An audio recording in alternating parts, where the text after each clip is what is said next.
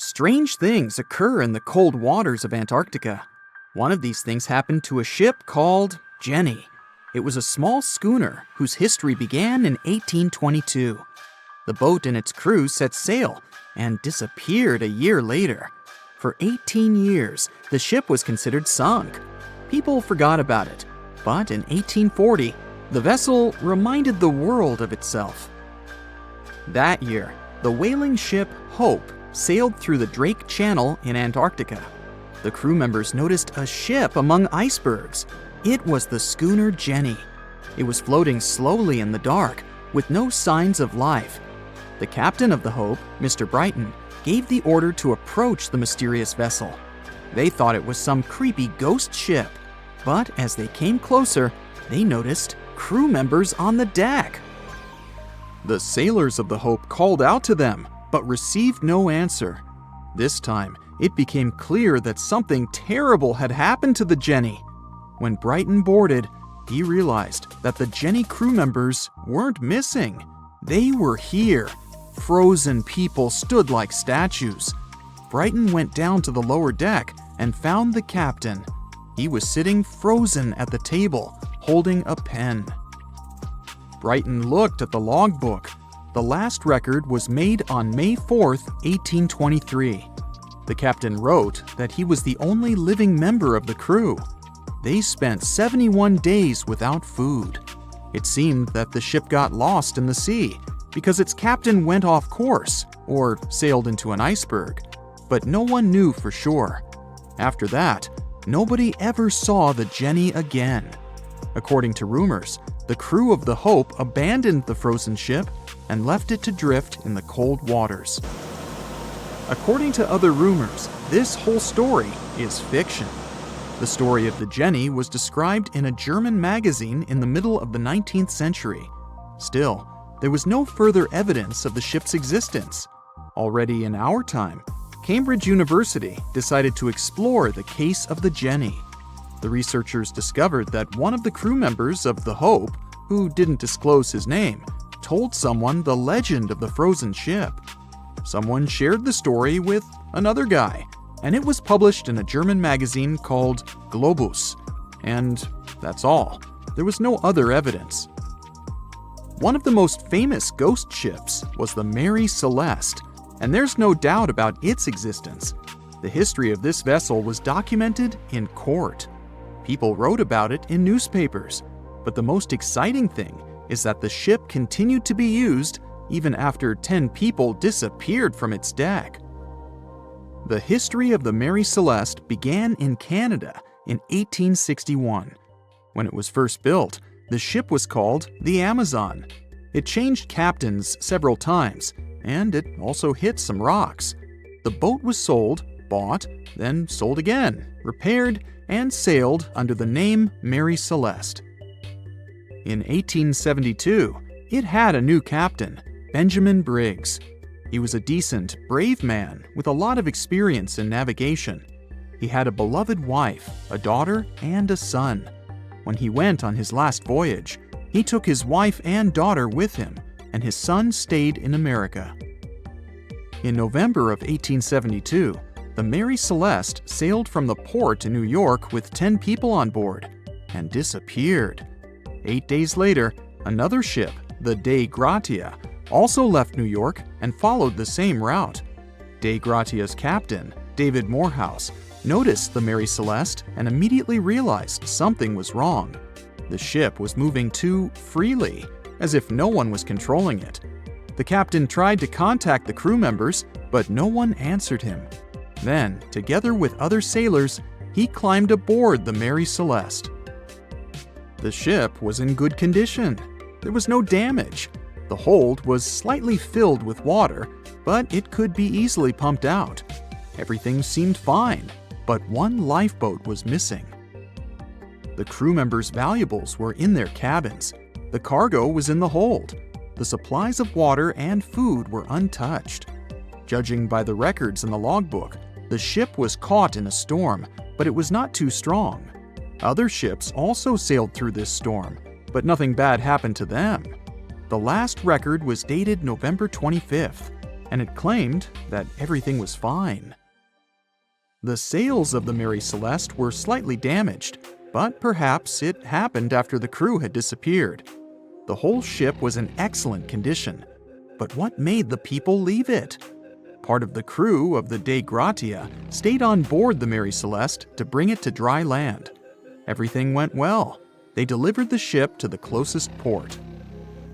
Next, the captain of the Dei Gratia appeared before the court and told about what had happened. However, the prosecutor and the judge didn't want to believe in the story of the Mary Celeste.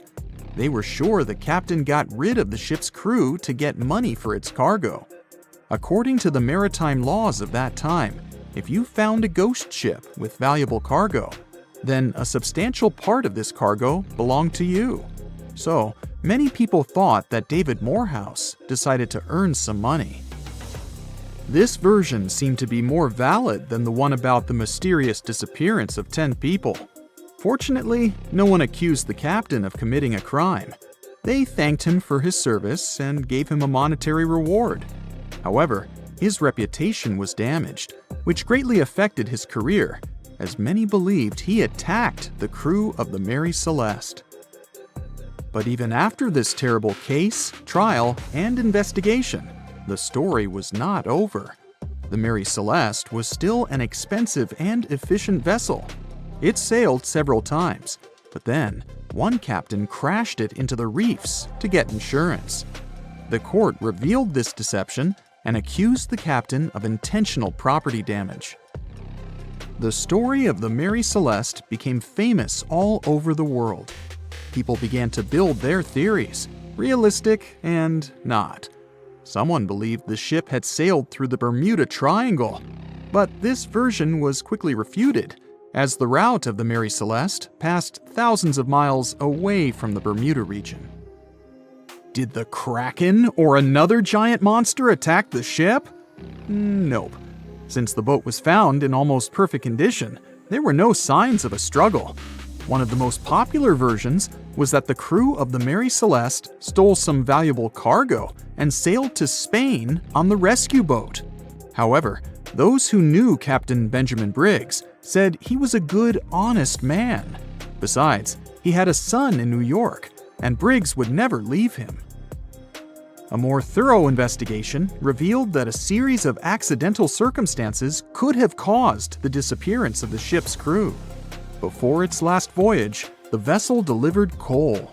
Perhaps the pump intended for pumping water got clogged with coal after that, and when the ship got into a storm, the hold filled with water and the pump broke. The captain couldn't understand the amount of water because numerous barrels in the cargo hold blocked the view. Benjamin Briggs assumed it was dangerous to stay on the ship during a storm, so he evacuated with the passengers on a lifeboat. Perhaps they were close to land and decided to sail there, but the storm intensified and overturned the boat. Also, one record in the log journal said that the chronometer was faulty. It was a device that helped to determine your location at sea using longitude. Briggs got lost and didn't know which way to sail. The storm was strong, and he couldn't determine whether the ship would sink. Perhaps Briggs decided to leave the ship in a rescue boat when he saw the coast of the Azores. The uniqueness of this ghost ship case is that, unlike many others, you can investigate it yourself. There's a lot of information about the Mary Celeste on the internet. There are documentaries and research articles. Perhaps you'll be able to notice something that others haven't seen and solve the mystery of the disappearance of 10 people. They say nothing is ever lost, and it's true. Let's discover ships frozen in time. The first one is truly fascinating. Here, the Antikythera shipwreck. It's a Greek trading ship from the 1st century BCE. It's located on the east side of the Greek island of Antikythera and at the merging point of the Aegean and Mediterranean seas. Around 2,000 years later, in 1900, a group of Greek sponge divers discovered the wreck. They were going to Tunisia, yet they were forced to find shelter from a storm on a nearby island. Since they couldn't go anywhere due to the storm, they decided to look for sponges until the weather got calmer. one of the divers discovered the shipwreck at depths of around 130 feet. Imagine someone going for a sponge hunt, but getting out to the surface with archaeological treasures. The captain of the sponge boat talked to the Greek officials about what they had found. The officials sent 2 ships to the wreckage. The salvage operation was successful, and discoveries are now in Greece's National Archaeological Museum in Athens. The findings included 3 life-sized marble horses, jewelry, coins, and hundreds of works of art, including a 7-foot-tall Colossus statue of Hercules. Among these treasures, Antikythera ephebe, a bronze statue of a young man, caught more attention. Because the ephebe doesn't comply with any familiar iconographic model, and there are no known copies of his type, he held a spherical object in his hand. Scholars have different theories of who that person could be, but they are not in a consensus yet. More than 70 years later, Jacques-Yves Cousteau and his team went to the area and recovered hundreds more artifacts and the remains of 4 people. Interestingly, they discovered a complex set of interlocking gears, capable of predicting the movement of the sun, moon, and several planets. The mechanism can also show the times of solar and lunar eclipses years into the future. Think of this Antikythera mechanism as an early computer calendar, to plan significant events like agricultural activities, religious rituals, and Olympic Games. These artifacts found in the Antikythera wreckage are some of the most important findings in modern archaeology. Just the Antikythera mechanism itself has changed our perception of the limits of ancient technology. The mechanism has a sophisticated design and was made over 1,000 years ago. After all these amazing discoveries, experts believe that the wreckage site has remained largely unexplored, and is mostly because of its location and the landscape of the seafloor on which the ship rests. The wreck is too deep for scuba divers but too shallow to use something like a submersible. A survey made on the seafloor in 2012 showed evidence of a second wreck about 800 feet to the south. It's clear that this area has a lot to offer humanity. What would happen if those sponge hunters didn't go to the area? Scientists found a shipwreck in Antarctica at the bottom of the Weddell Sea 107 years after it sank. The name of the ship was Endurance, and it was the lost vessel of Antarctic explorer Sir Ernest Shackleton. Scientists who laid eyes on it decades later say it is among the greatest undiscovered shipwrecks ever. That is why they filmed the whole discovery. The video shows the remains of the Endurance and proves it is still in remarkable condition. It has been sitting in 10,000 feet of water for over a century, yet it looks like it sank very recently. So the story goes like this. The ship was crushed by ice and sank in 1915. Shackleton and his crewmates had to escape by themselves in small lifeboats. From then on, it was all about survival. Shackleton imagined to get his crew to safety. Then, the ship sank. Yes, this is a pretty impressive story. But why did scientists prize this ship? Firstly, Shackleton's Imperial Trans-Antarctic Expedition sailed to make the first land crossing of Antarctica. Yes, the crew was trapped in ice, but the intention was important. Secondly, it's about the challenge itself of finding the shipwreck. The Weddell Sea is almost always covered in thick sea ice. The same ice that made the Endurance sink. Getting near the presumed sinking location is super hard, let alone being able to conduct research. Experts of the modern expedition team foresaw the time when the lowest extent of Antarctic sea ice would come using satellite images. They realized that the weather was in their favor to start an expedition. Dr. John Shears said that they have successfully completed the world's most difficult shipwreck search, fighting against constantly shifting sea ice, blizzards, and temperatures decreasing to negative 0.4 degrees Fahrenheit. Yeesh, I can't imagine the worst conditions in Antarctica if these conditions are in their favor. Lastly, look at this. It's timbers. They're very much intact. Plus, you can read the ship's name. It's still visible. Marine archaeologist Menson Bound says that this is the finest wooden shipwreck he has ever discovered. He has 50 years of career experience, so I believe the guy. So how come the wood is not rotten? Dr. Michelle Taylor, a deep-sea polar biologist, said that there has been little wood deterioration because the wood-munching animals are not in this forest-free region of Antarctica. Workers of a coal mine in East Serbia discovered 3 shipwrecks that had been there for at least 1,300 years. The largest shipwreck is an ancient Roman fleet. It's around 50 feet long with a flat bottom. It's estimated that the ship could carry a crew of 30 to 35 people. Looking at its hull, you can see the marks of repairs. Wow, this one had a lengthy career. You know, it gives us insight into more than 1,000 years ago. The two smaller vessels, on the other hand, match descriptions of boats used by Slavic groups to attack the Roman frontier. These two have been discovered under mud and clay in an ancient riverbed. Apparently, in those times, there was a Roman base in a place called Viminacium City. Interestingly, Viminacium was a provincial capital with an estimated 40,000 inhabitants in the 4th century CE. For comparison, it was even larger than Pompeii. The Kostelach coal mine is a center of hidden gems. Archaeologists had found evidence of ancient human and animal activity here before. For instance, in 2012, experts found bones of at least 5 woolly mammoths, which went extinct about 10,000 years ago. Canadian archaeologists found a ship 150 years after it went missing in the Canadian Arctic waters. This merchant ship is called HMS Investigator. It was purchased in 1848 to search for the explorer Sir John Franklin's ship that got lost in the Northwest Passage expedition.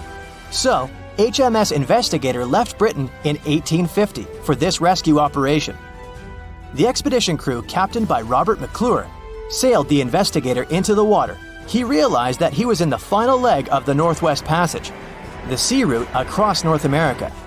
But before he could sail into the Beaufort Sea, the 122-ton ship itself got stuck in the thick ice.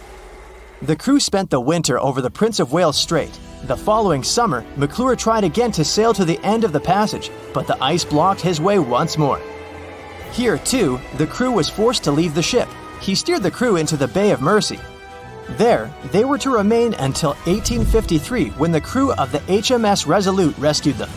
Imagine a crew of 60 people who had to spend 3 winters in the Arctic without even knowing if they would survive. Later on, the ship was found sitting upright in about 36 feet of water. It was in very good condition. Arctic water has prevented the outer deck of the vessel from deteriorating quickly. The outline of the ship and its timber can be clearly seen. Plus, archaeologists have uncovered artifacts on land left by the sailors. They had unloaded everything before abandoning the Investigator. 3 sailor graves and 1 British naval shipwreck had also been discovered in the area. I wonder what else they could find there.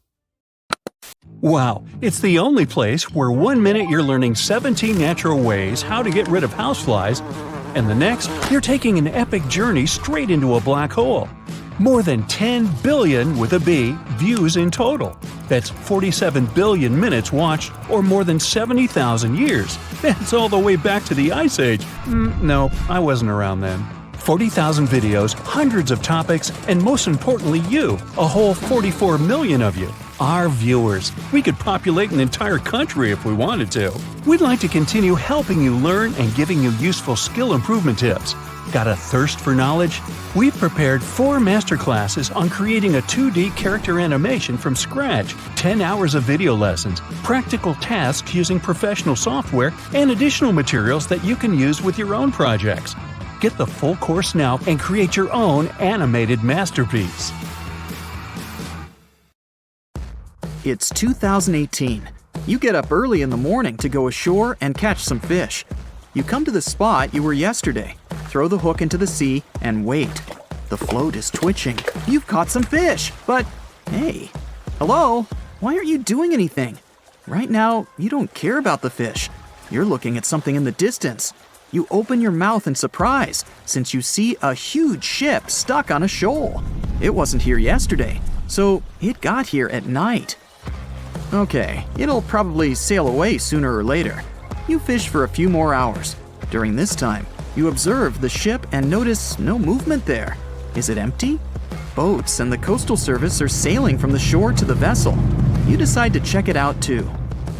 You get in your old boat and go there. The mist descends to the water, making the ship look creepy. The colossal vessel is rusty and empty. But where is the whole crew?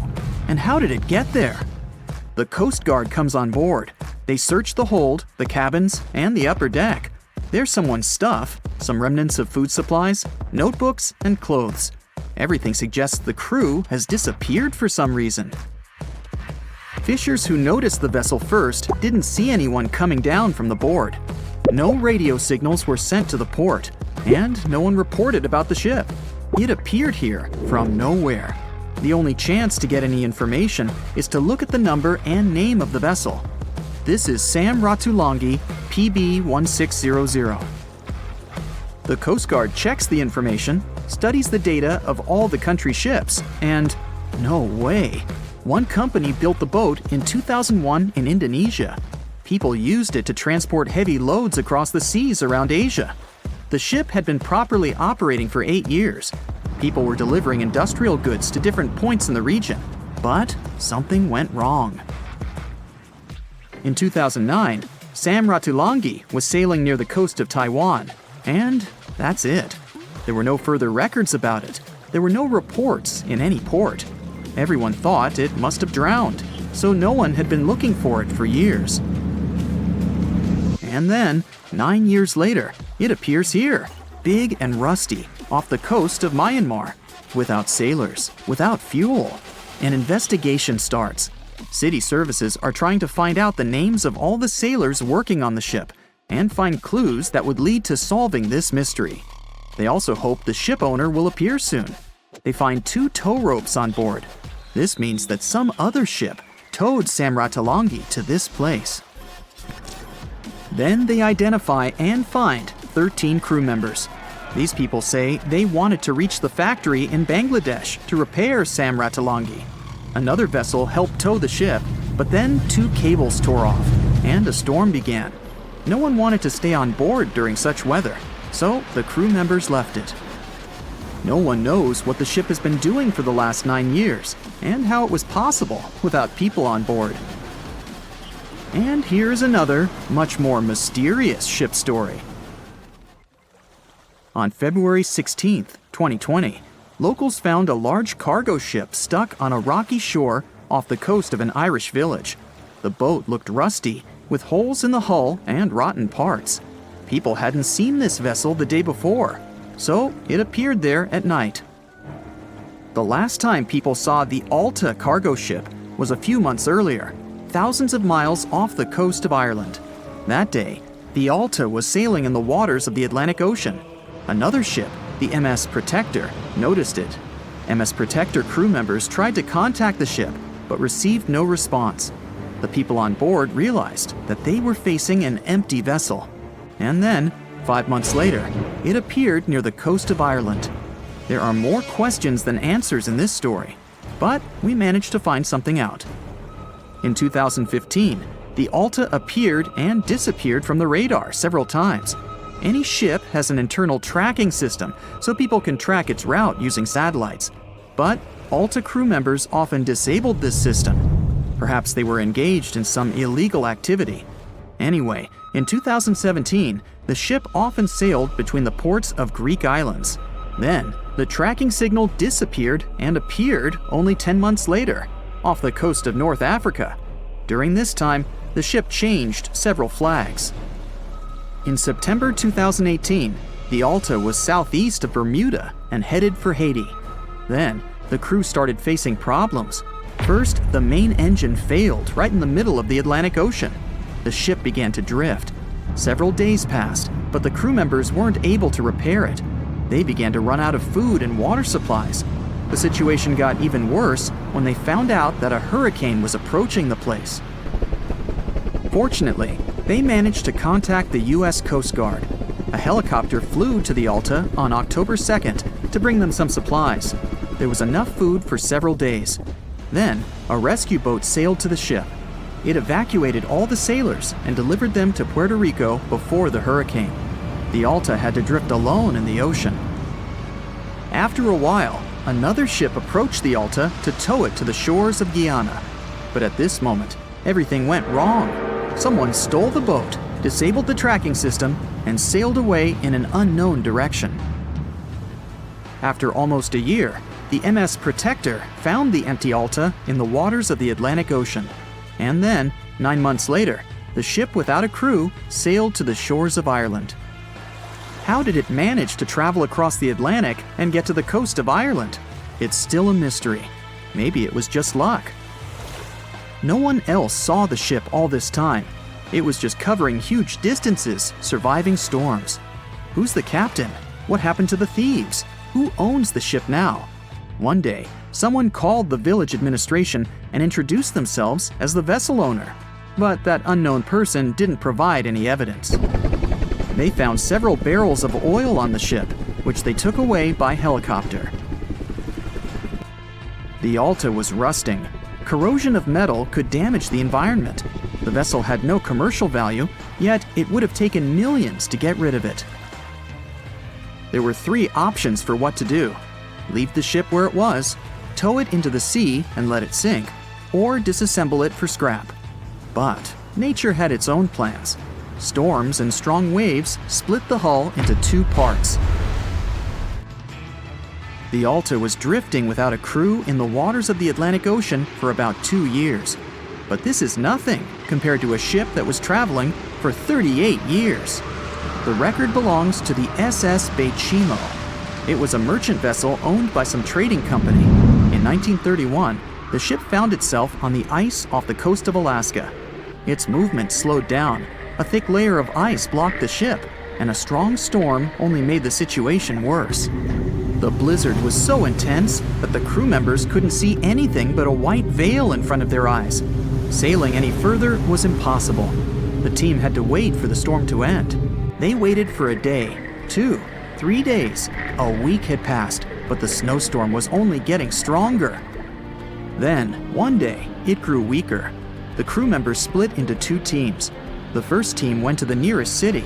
The second group, along with the captain, stayed on board. They set up camp next to the ship and waited for the blizzard, which had started again, to end. There was 0 visibility. And finally, one day, the storm was over. Great! And now, wait a minute. But where is the ship? The SS Baychimo just disappeared during the blizzard. The captain was sure that the ship had sunk, so he left along with the crew. Then, a week later, they saw the vessel drifting near the area where they had lost it. The hull was damaged so severely that it was unsafe to sail on it. Repairing the ship would be pointless and expensive, so the captain decided to abandon it. He was sure that it would go underwater sooner or later, but it stayed afloat for the next few days, the next few months, and a few years. People had reported seeing it at various points along the coast of Alaska for 38 years. The last record of the SS Baychimo is dated 1969. Those who saw it claimed the ship was completely frozen, almost merged with the ice. Some people planned to start an expedition to find the ship, but all attempts were unsuccessful. The vessel is probably lying somewhere on the deep sea floor. There's a stretch of water that even the most experienced explorers fear. No matter what season you choose to cross it in, you risk meeting face-to-face with waves that can reach as tall as the Hollywood sign.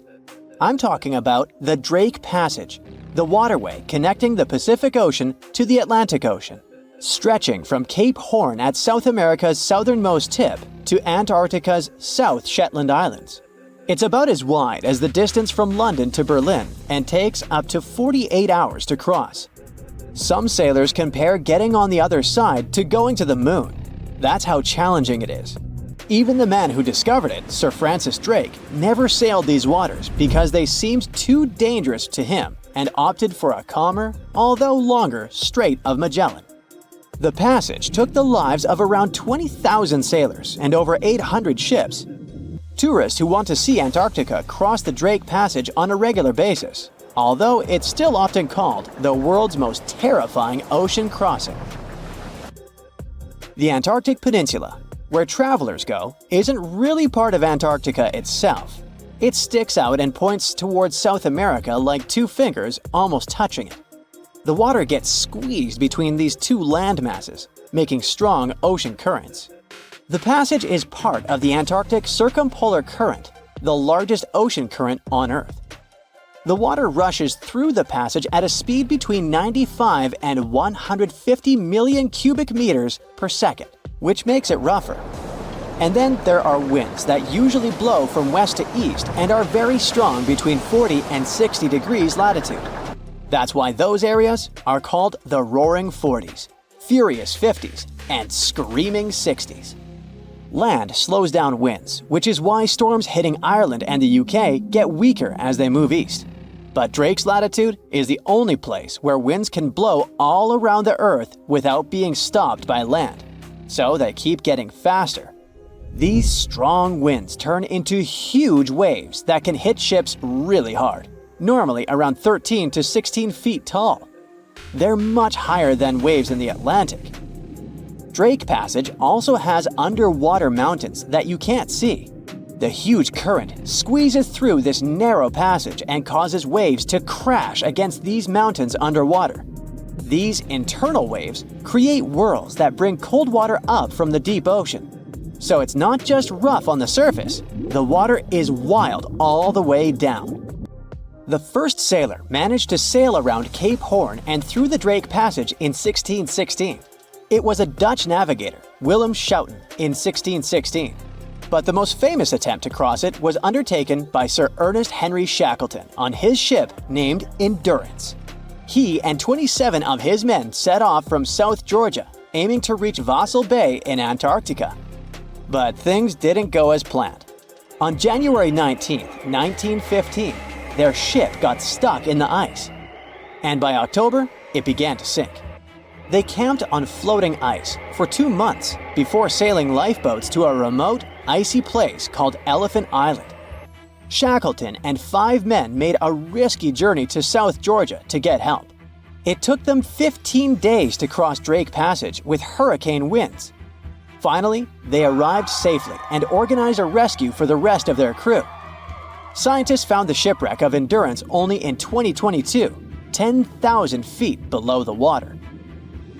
In December of 2019, 6 fearless athletes decided to cross the Drake Passage by rowing a boat for the first time in history. It took them 12 days of non-stop rowing with a 90-minute rotation of rowers. They managed to do it, and it was probably the hardest possible way to cross the passage. The athletes mentioned it was cold, wet, and dirty, and the waves hit them like walls. The weather in the Drake Passage changes a lot, but ship captains can always see it coming and change their path. They will move the departure time to have a safety margin and not to get stuck in the middle of the passage in the worst possible conditions. Sometimes, the journey will be smooth and calm, and they call it Drake Lake. Other times, people on the ship will feel rough waves, which is called Drake Shake. Some experienced captains who often cross the passage say that the Drake Lake effect happens once in every 10 crossings, and they see the Drake Shake once or twice in every 10 journeys. A schooner or a kayak will probably not survive the journey among giant waves, but modest vessels and cruise ships have sturdy hulls and advanced stabilizing mechanisms. So, the journey isn't that dangerous anymore, but still, it's quite an adventure, especially if you're seasick. If you don't feel like risking it but want to travel from the Pacific Ocean to the Atlantic Ocean by water the fast way, the Panama Canal is waiting for you. People first started thinking about making a water path across Panama in the 16th century. Back then, a Spanish explorer found out that only a thin piece of land separated the two oceans. But it seemed impossible to build it because of the mountains and thick jungle, so the idea had to wait a couple of centuries. Finally, in 1880, France, led by the man who built the Suez Canal in Egypt, tried to make the canal. But the people who started the construction soon found out it was much harder than it looked on a map. The land in Panama was one of the toughest and most dangerous places to dig a big waterway. Workers had to literally move huge mountains in a jungle full of snakes, where it was really hot and rainy. During the wet season, heavy rain turned rivers into wild rapids and soaked the workers. Sometimes, they didn't see the sun for 2 weeks, and their clothes stayed wet all the time. Big rocks were falling, and tiny mosquitoes that carried malaria made people very sick. And then, an earthquake happened on top of everything. They were losing thousands of people. That's why France decided to abandon the project after 7 years. Then, the United States bought the French assets in the canal zone and finished it by 1914. It cost the US around $375 million. The 50-mile-long passage of water saves ships traveling between New York and San Francisco 7,872 miles. Around 14,000 ships use it every year and pay around $1.8 million in tolls. So it looks like it all paid off. Another challenging waterway in this part of the world is the Amazon River. It's around 4,300 miles long and flows through 3 countries with over 30 million people living in its basin. But there isn't a single bridge across it. The river has many marshes and soft soils, so engineers would need to build very long bridges and very deep foundations, which costs a lot of money. Building bridges over deep water is tough, but in other places in the world, engineers can use things like floating platforms to help. The river's path and water levels change a lot during the year. During the dry season from June to November, the river is usually 2 to 6 miles wide. But in the wet season from December to April, the river can become as wide as 30 miles. And the water level can rise by 50 feet. That's why they can't build floating bridges or pontoons. The riverbanks are made of soft dirt that moves and erodes with the seasons, and it makes things even harder. It would have to be an absolutely unique project to overcome all these challenges. Luckily, there's no pressing need for a bridge across the Amazon right now. The river mostly goes through areas that are sparsely populated, so there aren't so many major roads to be connected by bridges. There's a ship drifting somewhere in the ocean without a crew. The last time someone saw it was over 50 years ago. Its story reminds of that of the Flying Dutchman, a ship that's bound to sail forever and bring disaster to whoever sees it at sea. At least the legend says so. Unlike the Flying Dutchman, the SS Baychimo was definitely real and built for a German company in Hamburg and began as an ordinary cargo ship. It was trading supplies between Hamburg and Sweden in the Baltic Sea starting from 1914. It had a strong steam engine and a hull made of steel. A few years later, it became British property. Then, in the 1920s, a Canadian company purchased it for around $18,000, a huge amount of money back then. The new owner, the Hudson's Bay Company, was actively using the ship for several years. They would often send it on voyages from its home port in Scotland to Siberia, Alaska, the Yukon, and the Northwest Territories. It also passed through the Panama Canal and even the Suez Canal, with fur pelts for sale on board. Sometimes it would also transport passengers. It had completed 9 successful voyages before this strip of good luck came to an end. Starting from the 1930s, SS Baychimo would have trouble with ice and storms. When it first got trapped in ice in October of 1931, some of the crew managed to escape to Alaska. 15 of 22 sailors decided to stay with their vessel and try to save it. They had furs and other valuable cargo worth around $58,000 aboard. The company sent them supplies to survive the winter. They set camp near the ship out of the hatches, tarpaulins, and other materials, and offloaded the cargo. At the end of November, a blizzard rushed through the area, and it seemed like it had taken the ship with it. The ice platform had survived, but the ship broke free. Some of the crew members were sure it had sunk. But soon after, they heard from one of the locals who had spotted their ship around 45 miles away from their camp. The crew moved on with their lives, and the ship started its journey as a runaway vessel. People would spot SS Baychimo once a year or so, all the way until 1965. It was mostly spotted off the coast of Alaska. A man going to Nome with his sled dog, along with prospectors, explorers, and treasure hunters, all claimed to have seen SS Baychimo. Someone tried to board it and take it to port, but ended up stranded on it for days because of horrible weather. Others got luckier and managed to take a whaleboat, some furniture, and other valuables from the vessel. Those who got close to the ship saw that it was damaged and missing the propeller. Still, it stayed afloat without a crew for at least 38 years and became the longest sailing ghost ship in history. In 2006, the Alaskan authorities started a project to solve the mystery of this ghost ship of the Arctic and finally find SS Baychimo, either still above or below the water. So far, the project has not been a success. SS Baychimo remains one of the estimated 4,000 ships that have disappeared off Alaskan shores.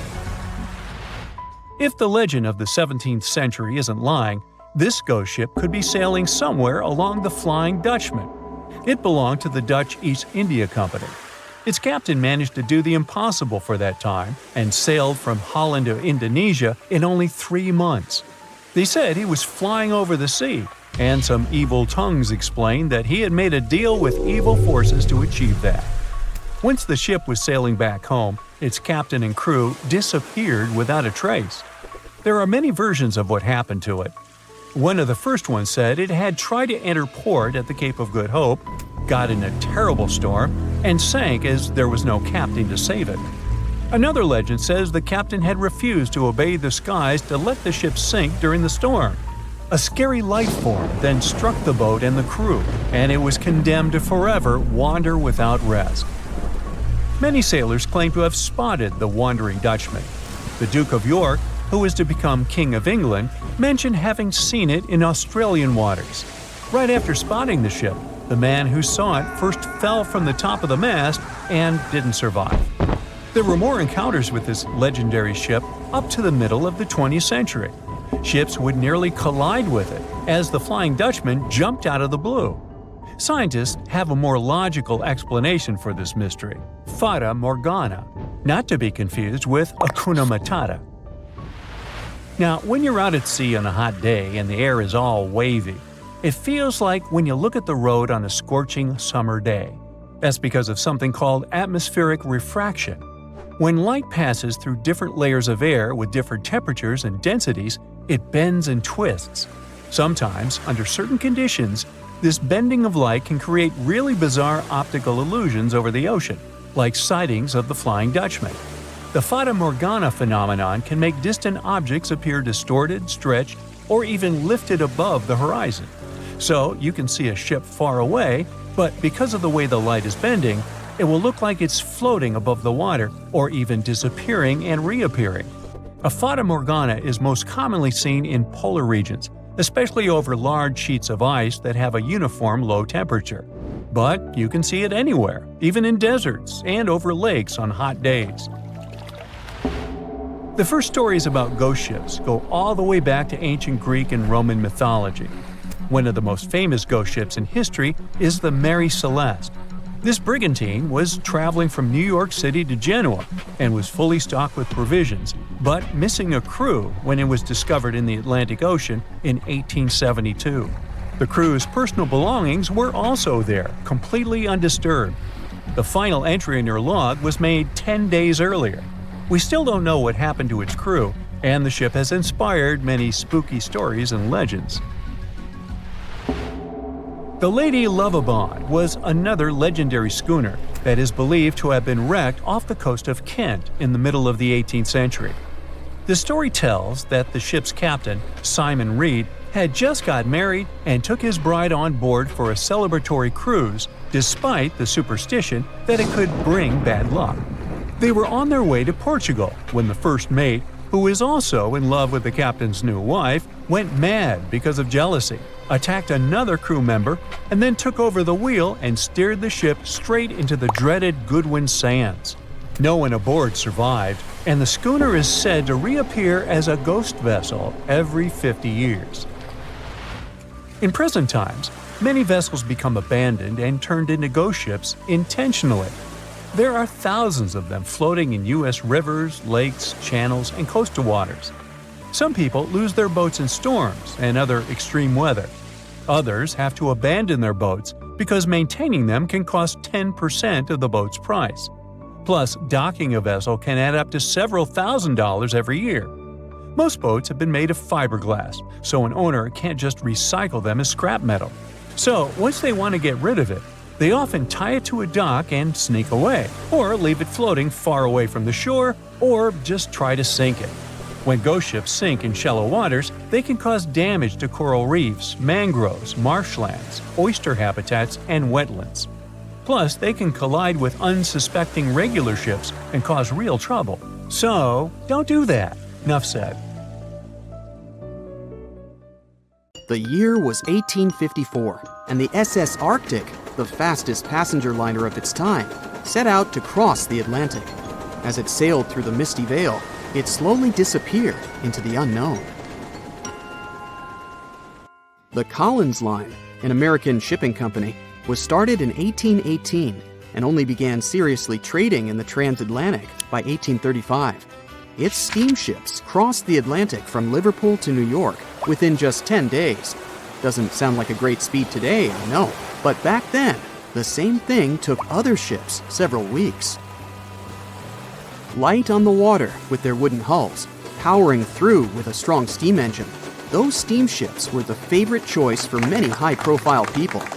What could go wrong with such an advanced ship, they thought. This reminds me of some other ship everyone believed to be unsinkable. But anyway, back to the Collins Line. It grew to be a serious contender on transatlantic routes, with only one other competitor, the Cunard's Line. It was a British company also aiming to be the main force through the Arctic Passage.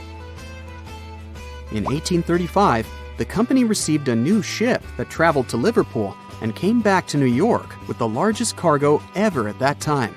From then, the Collins Line was steadily growing. It seemed like there would only be future successes for it. Unfortunately, their lavish ships became costly to run with the amount of coal used. Massive power along with weak wooden hulls meant they needed many repairs after each voyage. So, every trip ended up being expensive.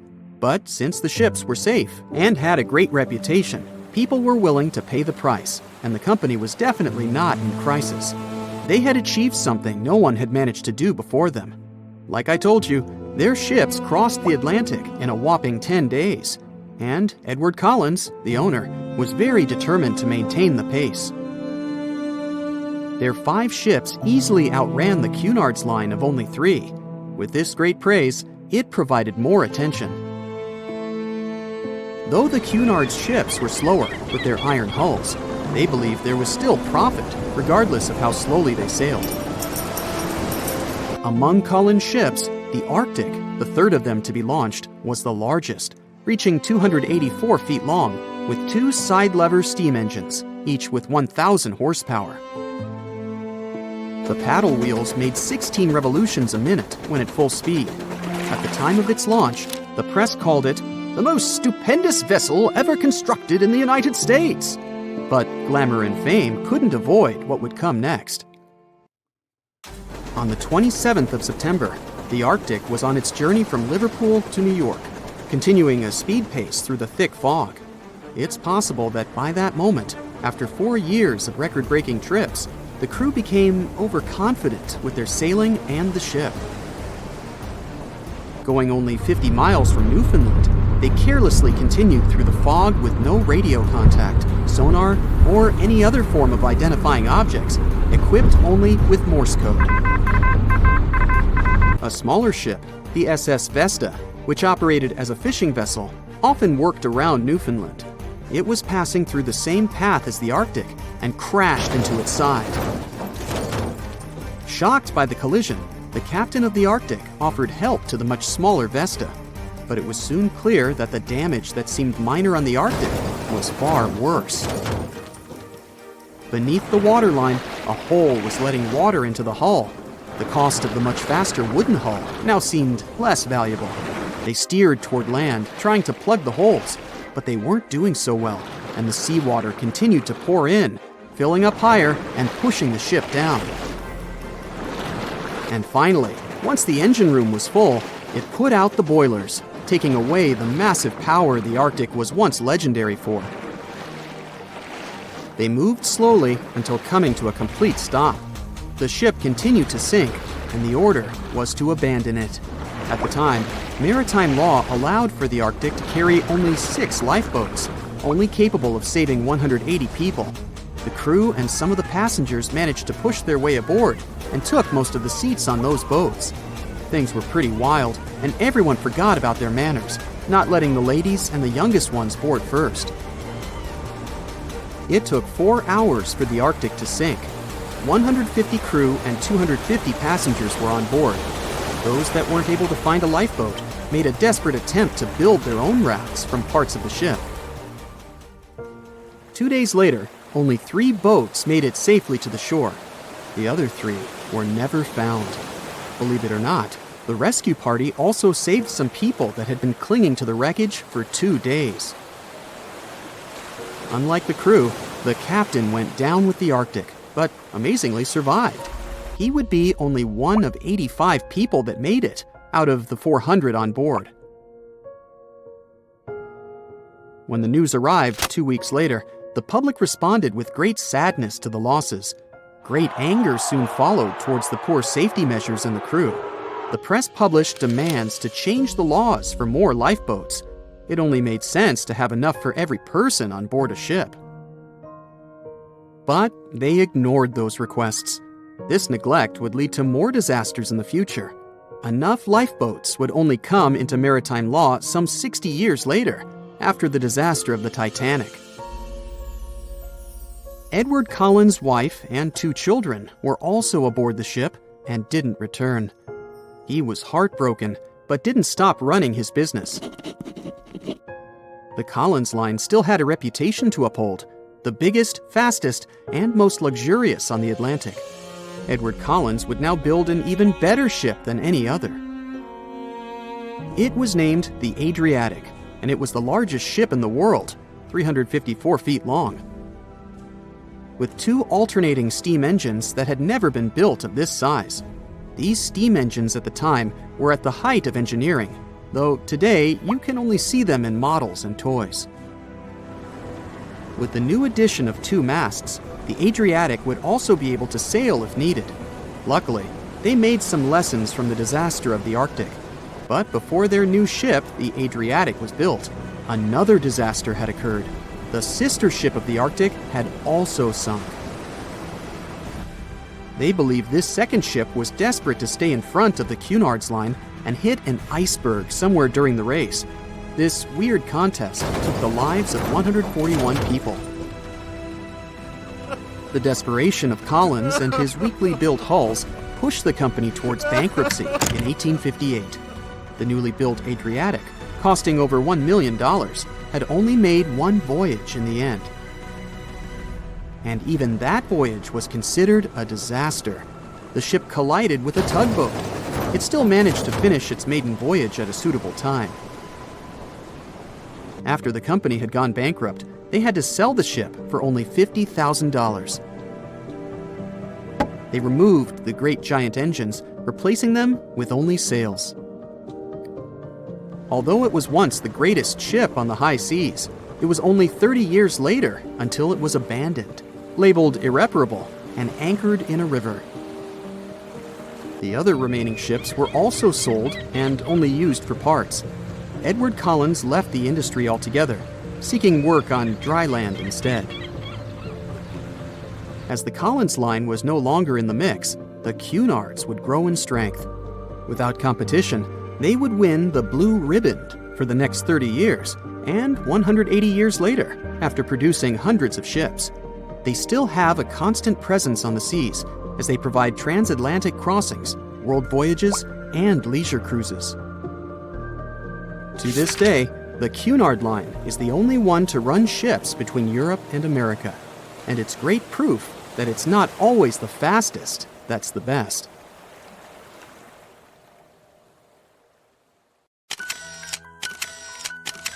At the beginning of the 20th century, somewhere off the coast of West Africa, a German steamship was leaving the port. Suddenly, the weather got worse, and the vessel entered a thick fog. The sailors ran aground on a sandbank close to the shore. Luckily, no one was hurt, and they were even able to save their precious cargo. But the ship was stuck in the sand for good. And it was not alone there. Nearly the entire length of the western coast of Namibia is called Skeleton Coast. If the name sounds scary, that's because it is. This 976-mile-long beach line is among the most dangerous places on Earth. The local Bushman tribes believe that their supreme deity made this land when it was angry. The Portuguese were the first Europeans to set foot in Namibia in the 15th century. And yep, they didn't like Skeleton Coast either. Portuguese explorers thought this land presented the gates to the underworld. This is the place where the Namib Desert meets the Atlantic Ocean. It might be dangerous, but it's actually beautiful. Plus, it's a UNESCO World Heritage Site. If Skeleton Coast had a PR manager, they would quit on the first day on the job. The area is not exactly tourist-friendly because of its geography and history. Beneath the sand and the waves, there is a secret ocean currently lurking for unsuspecting sailors. It's called Benguela Current. It flows towards the north along the coast of southern Africa. This part of the Atlantic is rich in marine life, but the current's land neighbor isn't that happy with the deal. This arid climate created the Namib Desert, one of the driest regions on Earth. And that marine life I just mentioned? It's sharks. 11 species of them to be exact. And yes, the great white decides to pop by once in a while. So far, we've got a desert landscape, strong currents, and sharks. Not a place for a beachside resort, definitely. But if someone ends up on Skeleton Coast, will they know they're in danger? Don't worry, they will. The beach is littered with wrecks of all sizes and shapes. If you remember that German ship I mentioned in the very beginning, its massive and rusted stern is now sticking out from the desert sand.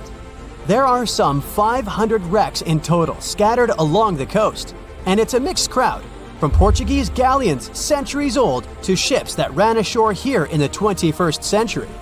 A modern fishing ship called Zela India managed to slip from its tow rope in 2008 and ended up on Skeleton Coast.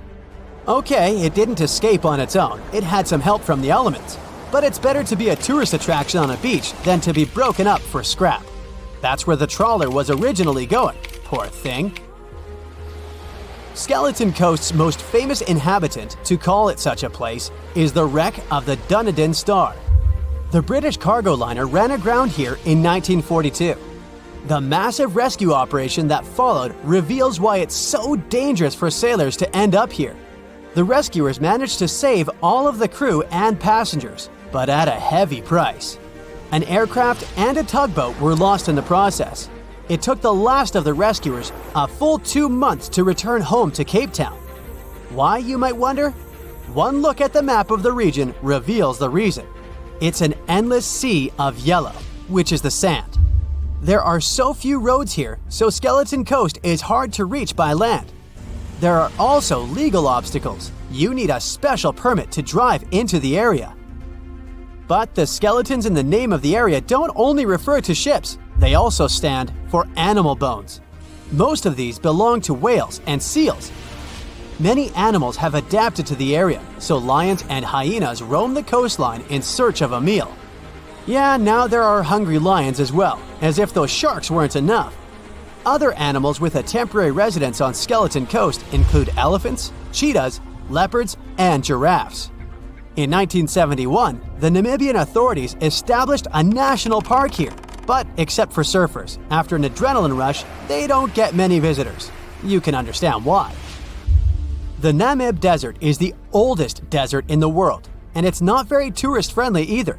Those who travel to the region should pack sunscreen and a warm winter jacket. A weird combo, right?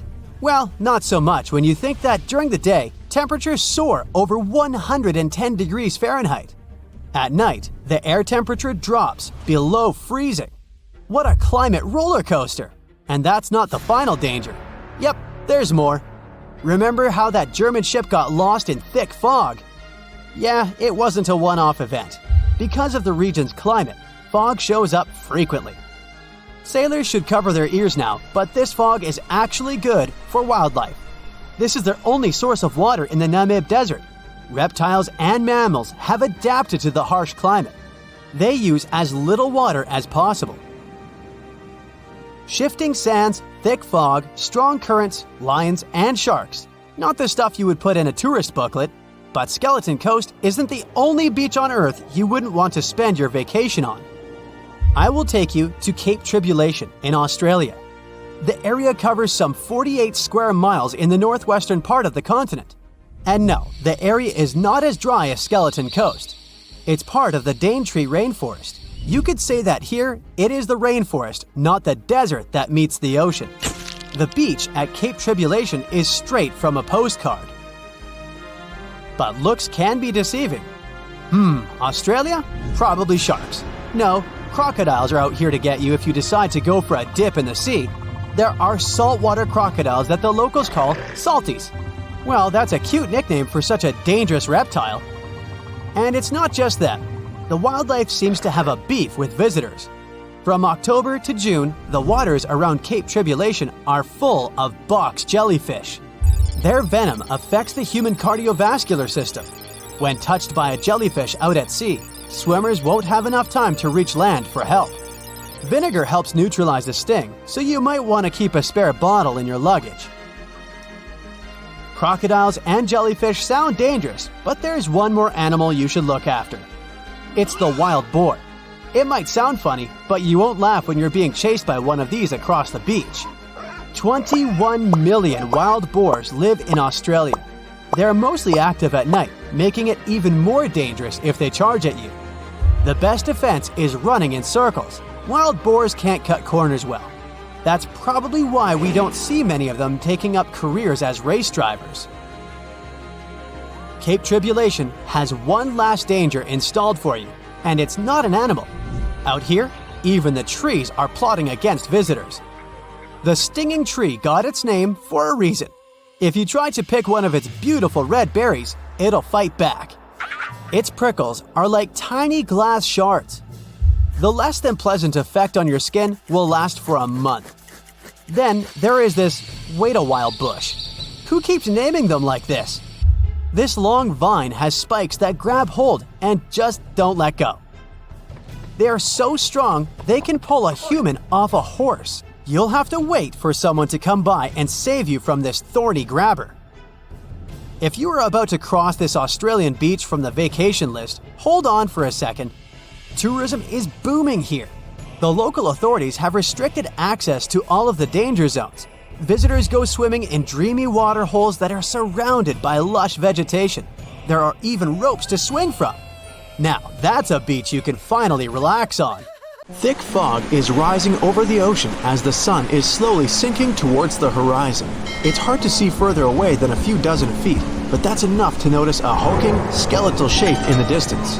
As your ship approaches the figure, your heart beats faster, and then you make out the details of another vessel, abandoned by the looks of it. Ghost ships do exist, and their mysteries aren't always solved. Take MV Hoita, for example. It was a wooden vessel built in 1931 as a luxury yacht. It had served well to various people over 20 years before it was bought by a Samoan sailor and became a merchant ship. In 1955, though, Hoita's service came to an abrupt and mysterious end.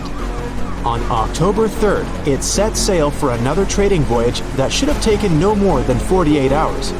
Delays happen in the sea, so when Hoita didn't arrive on October 5th as scheduled, there was little worry yet.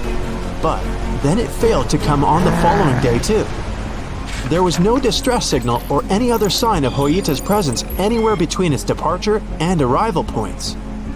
A search and rescue party was dispatched to find the ship, and for 6 days, they were scouting the area of nearly 100,000 square miles. On October 12th, the mission returned to the base empty-handed. Hoita vanished without a trace. It was only a month later that another merchant ship, Tuvalu, noticed the missing vessel far away from its route, drifting in the open sea and listing heavily. The sailors boarded the ship and found that all of its crew and passengers, 25 people total, were missing, along with all the cargo the vessel had been carrying. The radio was tuned to the International Distress Channel, meaning that the crew had been trying to ask for help, but they couldn't reach anyone because the radio cable had been damaged, limiting the range to 2 miles. The lifeboats were missing as well, indicating that people on board must have left the ship. Unfortunately, they seem to have taken the logbook with them, leaving the rescue team clueless as to what had happened. Even today, the mystery of MV Hoita hasn't been solved yet. No one knows where the crew and passengers had gone and what had caused them to leave. SV Carol A. Deering wasn't a ghost ship in the usual sense of the word. There are no sightings of it in the open sea, Instead, it was found on the shore, but the circumstances of it running aground are a puzzle shrouded in mystery. Carol A. Deering was built in 1919 in Maine, and it was a large vessel made for commercial voyages. Unfortunately, despite its large cost of construction, it had only served for a year before its last trip. July 19, 1920. The ship was traveling from Puerto Rico to Rio de Janeiro via Newport News to deliver a cargo of coal. It was almost halfway to the final destination when the captain fell seriously ill, and the crew turned back to drop him and his son off and replace the captain. The voyage went without incident, but when it came to Barbados in December to resupply, there were strange moods among the crew. The first mate didn't seem to be happy with the new captain. No one paid much attention to it back then, when they probably should have. The last sighting of Carol A. Deering at sea was on January 28, 1921, when a lightship noticed it off the coast of North Carolina. There was some commotion on the quarterdeck of the ship, where the crew were normally not allowed.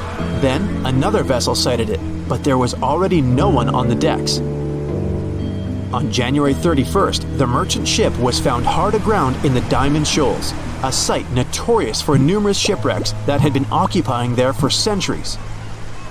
When the search and rescue party boarded the ship, they found it abandoned, the log and personal belongings of the crew gone, along with the 2 lifeboats.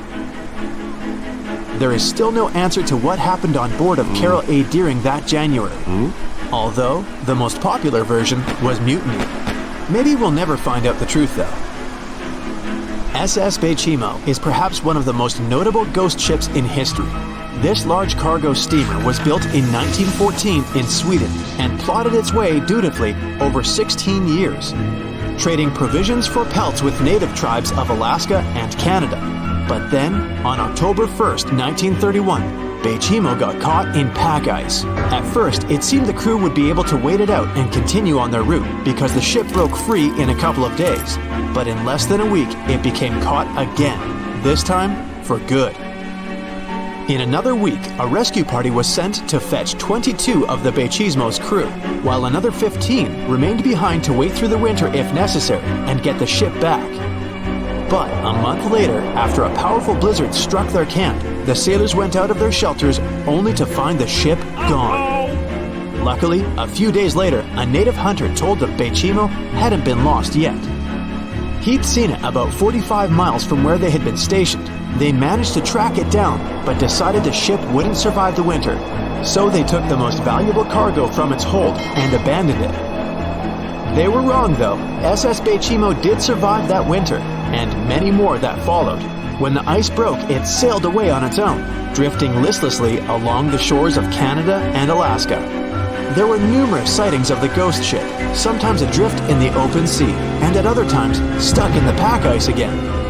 People attempted to board and salvage it, but weather conditions or lack of equipment always prevented them. SS Baychimo was last sighted by native Alaskans in 1969, 38 years after its abandonment. What became of it later remains unknown. The story of SS Orang Medan is one of the most puzzling and harrowing ghost ship stories of the 20th century. No one even knows for sure if the ship even existed in the first place. It wasn't recorded in Lloyd's Shipping, the International Register of Ships, which makes it either a tall tale or a vessel that avoided being officially recognized for some shady reasons. In any case, the accounts as to what happened to the Medan vary. According to most reports, it was carrying some unknown cargo in the Indonesian waters when a distress call was received by another ship in the vicinity. The officer on duty heard an SOS message, but its contents are different depending on the accounts. The message did not repeat, and the crew of Medan didn't answer to any attempts to contact it back. The ship that received the distress call hurried to the rescue, but they only reached the vessel the following day, when it was already drifting and slightly listing. When the rescuers boarded the ship, they found that none of the crew had survived. However, one lifeboat was missing, which implied that there was at least one crew member who managed to escape. What happened to the rest of the people on board remains a mystery to this day. Still, there are no hard facts about this story, so we might never find out whether SS Orang Medan was actually a ship and not a thing of fiction. SV Zabrina was a 3-mast sailing barge built in 1873 for river trade ships in South America. She served for well over 4 decades, proving to be a sturdy and reliable ship. It was later transferred to Europe, where it continued serving its purpose well. But then, in October 1917, Zabrina set sail on a regular voyage only to be found ashore several days later. Mysteriously, although the ship was perfectly intact, the entire crew of 5 and the captain were gone. There is no direct evidence or hard facts as to what really happened that day. The most convincing theory is that the crew were washed away from the deck because of an underwater explosion. And then the ship sailed ahead without them, but the truth, as always, remains unknown. The moon shines brightly and illuminates the black water of the ocean. Thick fog descends on it in ominous silence. Then, it's suddenly broken by the creaking of wooden boards, followed by a rippling of the waves. Through the fog, you see the outline of an old, large ship. Its hull is rusty, and a strange cold is coming from it. But the most unsettling thing is that there's no one on the deck. The ship sails without a crew. No, this isn't a mythical Flying Dutchman, but a very real ghost ship. September 2nd, 2019. The British Royal Navy's ice patrol ship, called the HMS Protector, sails through the calm waters of the Atlantic Ocean. The time is 11 p.m. Some of the ship's crew are on deck, while others are sleeping in their cabins. The captain steers the ship and looks straight at the horizon. The sky is lit up by an orange twilight, and clouds float in the distance. Suddenly, against this beautiful landscape, one of the sailors notices the black silhouette of an unknown ship. The captain slows down and steers the ship a little closer to the mysterious vessel. This is an old cargo ship, 250 feet long. Attempts to contact the crew members lead to nothing. It seems the unknown boat is floating in the ocean by itself. There's no one on board, at least, no one alive. The deck of the ship creaks from rocking on the waves. The sun sinks below the horizon, and it gets dark. The ship looks terrifying. British sailors don't dare to climb on that strange deck. They take a photo, post it on the internet, and sail away. Many people on the internet will assume the sailors met a real ghost ship. 5 months later, we're in the village of Ballycotton in County Cork, Ireland. A local leaves the house early in the morning to go for a daily run. Music in his headphones, fresh cool air, and a scenic route are ideal conditions for a good workout. The jogger runs along the road on the coast of the Celtic Sea. There was a strong storm last night, and now the sea looks calm. The man runs along the top of a low cliff and notices a huge vessel. An old rusty cargo ship 250 feet long lies on the beach, right among the rocks. No people on board. It seems the ship has been here for ages, but the local is sure this vessel wasn't here yesterday.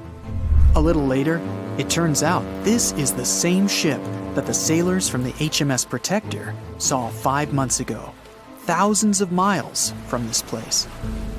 The cargo ship, called the Alta, was built in 1976. Nobody knows who used it all this time and for what purposes. It's only known that in 2017, the ship was purchased by a new owner and marked with the flag of Tanzania. It's important to say that almost all cargo ships are equipped with AIS, Automatic Identification System, which is needed to track ship movements in the ocean. Since 2015, something strange started happening with the Alta's AIS. The ship disappeared from the satellites, then reappeared again. Over the past few years, this ship had changed several names and flags. It's not surprising that its AIS shut off and turned on numerous times. It's said that some of those who disable AIS on their ships do so to hide outlaw activities. The ship's captain, whoever it was, clearly didn't want to show the Alta's movements. As AIS showed in 2017, the ship had sailed near Greek port cities. The Alta made 12 stops in 3 such cities in different parts of Greece. Then, the AIS signal disappeared, and 10 months later, the Alta reappeared near the northern coast of Africa, 1,200 miles from Greece. In September of 2018, the ship was sailing about 1,400 miles southeast of Bermuda, and at that time, the crew members started having problems. There were 10 people on board the Alta. On September 19th, the ship's engine failed right in the middle of the Atlantic Ocean. The nearest shore was very far away. The ship began to drift. As days passed, the crew couldn't fix the vessel. Food supplies were running low. The crew started to panic and tried to contact someone. The situation got worse as a strong hurricane was approaching the place where the ship broke down. Crew members contacted the U.S. Coast Guard. On October 2nd, a helicopter headed towards the ship. Food and water were unloaded on the Alta. This was enough for the crew to bide their time for several days. About a week later, a rescue boat sailed about 1,500 miles to reach the Alta and help the stranded sailors. Shortly before the start of the hurricane, American rescuers succeeded. The entire crew of the wrecked ship was taken to Puerto Rico. The Alta remained drifting in the ocean. After a while, another ship arrived to tow it to the coast of Guyana. Then, something went wrong again. The ship was hijacked. Who did it and why remains a mystery to this day. But then, for some unknown reason, the thieves decided to abandon the ship and left it to drift in the ocean. For almost a year, the ship's location couldn't be tracked. Then, in September 2019, the vessel was found by the British Royal Navy. How the Alta was able to cover the distance across the Atlantic and wash up on the coast of Ireland is unknown. An investigation has been launched in Ireland. It's necessary to identify the owner of the vessel and find a responsible person to take on the task of towing it. But no one has since been found. Once, an unknown person called the Irish authorities and introduced themselves as the owner of the ship, but didn't provide any evidence. Several barrels of oil were found on board the Alta. To dismantle the ship, the Irish authorities will need to spend about 10 million euros. Local residents are annoyed by the wreck too. Corroding metal is bad for the environment, and kids have already snuck on board and posted a video on the internet from inside the abandoned ship. The further fate of the Alta remains unresolved. It's still lying there. That ship sailed in the ocean for just 2 years. Now imagine if some other managed to drift for 38. In all that time, no one could catch this ship, and people still seek it. That vessel is called the SS Baychimo. It was a merchant ship owned by a Canadian trading company. In 1931, the ship got stuck in ice off the coast of Alaska. A strong snowstorm began. The team waited a week for it to end, but the storm only intensified. One day, the weather improved a bit, and part of the team was evacuated to the nearest city. Another part of the crew, with the captain, set up camp near the ship. The storm started again and didn't stop for a long time. The blizzard was so heavy that the ship's captain couldn't see beyond his arm's reach. Finally, when the storm was over, the captain saw that the ship simply vanished. He decided the Baychimo sank during the storm. A week later, the ship was found, drifting near the place where it was lost. The hull of the ship was damaged so badly that it was unsafe to sail on it. The captain decided to abandon the ship. However, it didn't sink. For the next 38 years, it was drifting at various points along the Alaskan coast. Several times, people climbed on the ship, including native Alaskan residents and a group of researchers. Attempts to save the vessel from the sea ended in failure. The salvage operations were hampered by drifting ice and bad weather. The last time it was seen was in 1969. The ship was frozen and blocked by the ice. In 2006, the government created a special project to find the Baychimo. However, in all these years, the ship still hasn't been found. Its fate is unknown. It's likely that the ship has finally found peace and is now lying on the seabed of the Chukchi Sea. No matter what happens, don't stop! We almost got it! 2 treasure seekers are digging frozen ground in a cornfield at night. It's raining hard, lightning is flashing, but these 2 guys keep working. And now the shovel hits something solid. No way! A treasure chest! They start digging faster and find a piece of a ship's engine. What the? Far from the seas and lakes, somewhere under the fields of Kansas City, they found a giant sunken ship. How is this possible? Now you'll see. Some people spend their lives searching for shipwrecks with treasures underground. One of them is explorer David Hawley. He's been looking for such ships far from the seas, rivers, and oceans for many years. He does this because he likes the feeling of adventure. The holds of these ships may contain chests of gold, antiques, and artifacts.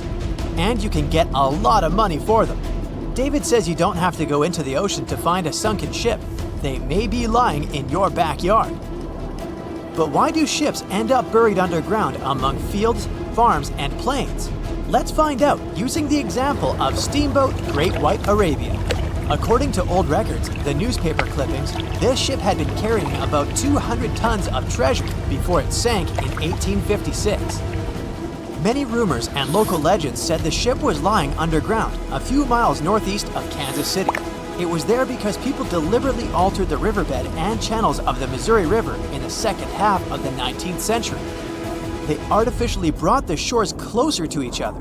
They narrowed the river to increase the flow's speed, so boats could sail much faster. In the 19th century, steamboats were the most popular means of transporting passengers and goods. Before railroads, they extended the western border across the Mississippi and Missouri rivers and brought supplies to people. That's why it was so important to increase the speed of their movement. So, on September 5, 1856, Arabia was sailing along such an estuary. It came across a snag sticking out of the water. A piece of log quickly flooded the ship. Fortunately, all passengers were evacuated. But the steamer and its precious cargo reached the silt bottom of the Missouri River in a few minutes. Several years had passed. Everyone forgot about the vessel. During this time, the course of the Missouri River had changed. But Arabia remained under the wet, muddy bottom. The soil level above it was getting higher, and the ground was losing moisture. Eventually, many decades later, a cornfield formed above the sunken ship. In the 1980s, one farmer owned this area, and he had no idea what was hidden in his territory. David Hawley carefully studied the history of the sunken ships of the USA. He knew that hundreds of steamers had gone underwater all over Missouri, but most of all, he was interested in Arabia, as there were rumors that it was filled with gold and other valuable things. The territory of cornfields in Kansas was vast, but David Hawley knew how to search properly. In 1987, he started working. First, together with his brother and father, they collected all the clippings from old newspapers they could find. They were looking not only for information about the steamer, but also for maps of the Missouri River. They tracked its historical changes, checked the dates, and identified a large area where the steamer sank. Next, they used electromagnetic testing and other geological stuff to study the soil and find the right place. They searched for differences in ground moisture and density. Then, they went through the territory with powerful metal detectors. And so, by the fall of 1988, they had determined the location of the steamer. Arabia was the size of a football field. This gigantic vessel lay 45 feet underground, 4 stories down. But before they started excavating, they had to ask the owner of the cornfield for permission. For the farmer, this news was a big surprise. He agreed, on the condition that the excavations would be completed by spring so that he could sow a new crop. Digging a giant ship in winter is much more difficult and expensive than at other times. It includes additional equipment, electricity, and heating costs. The team worked day and night. They financed the excavations out of their own pocket. Each invested more than $10,000 and took out a bank loan. Finally, they noticed the first details of the ship. The shovels hit the huge engine boilers and the deck. The goal had been achieved. Most of the cargo lying inside the sunken ships is covered with rust, shells, mud, and is badly damaged. The contents of Arabia were in excellent condition, considering that the ship had sunk 130 years prior. Unfortunately, they didn't find the chests of gold. Still, they got several tons of other valuable cargo, household items of people who lived in the middle of the 19th century. It was a time capsule. The ship was carrying supplies for hundreds and thousands of people, and all these things were perfectly preserved. For example, they could clearly see the brand stamp Goodyear Rubber Company on one rubber shoe. The longer the excavations continued, the more things David and his team found. In the barrels, they found plates from the 19th century. They were intact and usable. Also, there were clean clothes, thousands of pairs of shoes, harpoons, frying pans, and umbrellas. The ship was carrying cargo to supply about 16 small towns. Yes, it's not gold, but such artifacts are also precious. The contents of the ship could be worth millions. However, the crew wasn't going to sell these things. They made a museum on the site of a former fruit market in Kansas City. If you go there, you will immediately feel like you're in a department store of the 19th century. There are thousands of items in good condition. Even the matches here are dry enough to light up. It took David many years to present the entire collection from the steamship. He values each of the items and doesn't want to sell them. Anyone can come here, pay for a ticket, and find themselves in the past. Who knows, maybe there's an old ship hidden in your backyard too. Geologists found an older vessel in the hot desert of Namibia in 2008. This ship sailed back in the days when pirates scared sailors on the seas, and now it's inside a dried-up lagoon. The ship sailed from Lisbon in 1533 and disappeared with the crew near a small diamond mining town. After almost 500 years, the hull had been badly damaged. Only the carcass of the ship remained, but the treasure hidden inside the vessel stayed intact. They carefully studied the boat for a long time, trying not to ruin anything. And then, 5 days later, they found a big old chest in the hold. Carefully opening it, they found gold coins there. Thus, the cost of the ship was estimated at about $10 million. The exact cause of the shipwreck is unknown, but experts believe the ship was destroyed by heavy cargo and bad weather. It went to the bottom of a lagoon that later became a desert. Some find an airplane in their backyard, others discover a ship, and one man found a passage to an ancient secret city in his house. This happened in Turkey in 1963. The owners of the building decided to make repairs. He went to his basement and knocked down the wall to turn this place into a living room. And so, behind one wall, he found a tunnel leading underground. The man thought it was some kind of a secret chamber. He went down there and realized it was something much more than that. It was an ancient city 18 floors deep. People built it in the years 780 to 1180 as a refuge from weather disasters and the invasion of enemies. This place also includes many underground tunnels that stretch for several miles in different directions. People could get to the town from different points using secret passages leading to these roads. The city can accommodate about 20,000 residents, livestock, and tons of food supplies. Archaeologists have also found a chapel, schools, stables, and public kitchens there. The voyage started just like any other.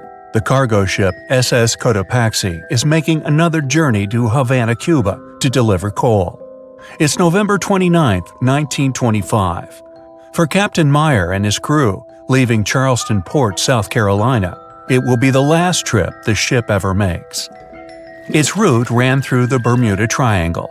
2 days into the trip, the Cotopaxi sent out a distress signal. It had got caught up in a strong tropical storm and turned over on its side. The wind was very strong and there was powerful lightning as well. Rain gradually filled the ship's hold. Then there was a bright white flash, and the ship disappeared without a trace. Later, its wreckage was found in the Gobi Desert, which is in a completely different part of the world. All 32 crew members, including the captain, were missing. Of course, the part about the Gobi Desert is fictional. For one of his movies, Steven Spielberg came up with the idea that the ship was moved there by aliens. Still, in real life, the ship was never found, and its crew really did disappear. It was officially declared missing a month afterward, and nobody could find the wreck. It seems like a classic case of mysterious things going on in the Bermuda Triangle. But most mysteries are solved sooner or later. In 2020, the Cotopaxi was found. A man named Michael Barnett had moved to Florida to study shipwrecks off the coast. One wreck in particular really caught his attention. It was much larger than the others, and the locals called it the Bear Wreck. It was about 40 miles from St. Augustine in northern Florida, but no one had ever managed to identify the rusty hull. So Michael started to do some detective work. He measured the size of the shipwreck and started working through all the information he could find. He researched hundreds of old newspapers, leafed through insurance records, and looked at artifacts found on the wreck. After hundreds of hours of hard work, Michael was sure it was the Cotopaxi. But a few years before, there had been a rumor that the same ship had been found off the coast of Cuba. The Coast Guard found the wreck of a cargo ship about the same size that looked a lot like the one lost in 1925. Michael was sure they were wrong, so he teamed up with some science journalists and kept investigating. Soon they discovered something that seemed to confirm Michael's belief. Divers found brass valves with the letters SV on them in the wreckage of the ship. Michael suggested these initials referred to Scott Valve Manufacturing Company. The headquarters of this company was in Michigan, not far from where the Cotopaxi had been built. The company had probably supplied parts for the Cotopaxi. So the puzzle seemed to be solved. The Bear Wreck was really the missing cargo ship. But Michael still needed to work out why the ship had sunk. Did something mysterious really happen to the Cotopaxi in the Bermuda Triangle? Later, Michael found the testimony of the ship's carpenter among some old papers. The carpenter claimed that the hatches covering the coal on the ship had been in a terrible condition before it sank. Repair work on the covers wasn't finished before the crew got the order to sail to Cuba. So if the hatch covers were still broken during the trip, water could have easily gotten on board. This water probably flooded the hold during the tropical storm. This was the real reason why the Cotopaxi went down. There was really nothing mysterious about it. It was just a mistake made by ordinary people. But this is just one example out of dozens or even hundreds where ships and planes have gone missing in the Bermuda Triangle. We still can't explain some of these incidents. It seems like there really is something weird going on there. One of these strange events happened in 1948. A passenger jet was headed for Miami from San Juan, Puerto Rico. It disappeared in the same area as the Cotopaxi. The 32 people on board vanished without a trace. The weather was clear throughout the flight, but experts think that when the plane was about 50 miles from the coast, it could have been hit by a strong wind that knocked it off course. Years later, a similar plane was found in the area of the Bermuda Triangle, but because no one could work out the registration, it was impossible to say for sure if it was the same one. Something even stranger occurred not long before, in 1945. 5 planes went missing all at the same time. Some trainee pilots were practicing their navigation skills, but when they'd finished, it seems they couldn't find their way back home and disappeared. Many people assume they just ran out of fuel. This seems likely, but still, the circumstances were really strange. The trainees were being supervised by an experienced pilot who had 2,500 hours of flight time. He would never have let a group of newbie pilots get that far away from their base. Even now, people still debate what could have happened. Some insist the pilots ran into something supernatural out there in the Bermuda Triangle. But who knows? And here's another freaky thing that happened there which no expert has been able to explain. Time travel. In 1970, Bruce Gernon was flying a plane from Andros Island to the Florida coast. When he was at 11,500 feet, a giant cloud appeared in front of him. It kept getting bigger and bigger, and he had no choice but to fly through it. As soon as he did, the plane was surrounded by darkness. It was as if the day had turned to night in a split second. Suddenly, Bruce began to see white flashes of light around him. They were so bright that they lit up the entire sky. But they weren't lightning bolts, although he couldn't really explain what they were. The plane continued through the strange cloud for almost a half an hour. Bruce noticed that the cloud changed shape during this time. The space around the plane turned into a tunnel. Then the tunnel started narrowing. Bruce became really tense as he tried to cope with the plane's controls. All his instruments and navigation equipment were going crazy, and the electronics stopped working. Then, a white light appeared at the end of the tunnel. Just like in the movies, the plane escaped the closing cloud tunnel at the very last second. Everything was fine, but now Bruce found himself in some white fog. He had no idea where he was. Then he managed to contact ground control. He was shocked when he learned that his plane was already in the airspace above Miami. It seemed that something impossible had happened. Bruce was meant to cover a distance of about 250 miles during the flight. This usually took 1.5 hours, but he had managed it in just 47 minutes, almost 2 times faster than normal. When Bruce landed, he went to check the amount of fuel left in the tank. It turned out he'd used up a lot less than the normal amount of fuel as well. Could there be a logical explanation for the time-traveling plane? Well, records show that a large number of sunspots were detected on the surface of the sun that day, and there was a strong solar wind. This could easily have made the electronics and devices on the plane go crazy. But what about the mysterious cloud? The Florida coast is a place where 2 large air currents meet. One has a high pressure and the other is a low pressure one. This causes a lot of storm clouds in the area. But people still debate how Bruce was able to cover the distance so quickly. Some people say that some kind of mysterious dark energy was involved. Others say it was a gravitational anomaly that curves space and time. Others think that Bruce is just a fraud. We still don't know the truth. So, is there really something supernatural about the Bermuda Triangle? Or is it all just coincidences and made-up stories? The truth is that no more planes and ships disappear in the Bermuda Triangle than anywhere else in the world.